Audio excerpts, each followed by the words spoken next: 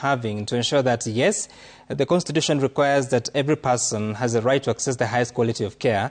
Are there conversations between Kenya and India? Yes, Sam, thank you very much. People go to India because they want to look for better care. And sometimes it is out of lack of knowledge of what is available locally. For example, the studio where Lilian Muli is at the Kenyatta University Teaching and Referral Hospital, we have the cyber knife. That is the second in Africa, one in Egypt, the other one here.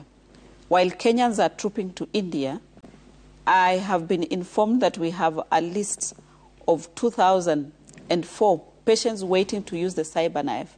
And out of the 2,004, about 500 are foreigners.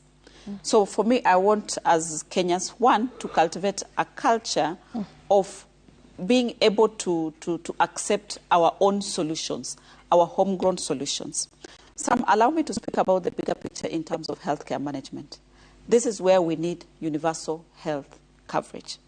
Under the 4 pillars, one, on the health commodity security, where we are saying we are leveraging on local manufacturers to be able to bring down the costs of items and equally ensure that we are able to replenish our stocks in a timely manner. And I think that question was posed to him. Is it possible that some of these drugs can be manufactured here? Yes, it is. Many years ago, ARVs were never manufactured in Kenya, but now we have a manufacturer doing ARVs in Kenya. So it is possible that some of these products, they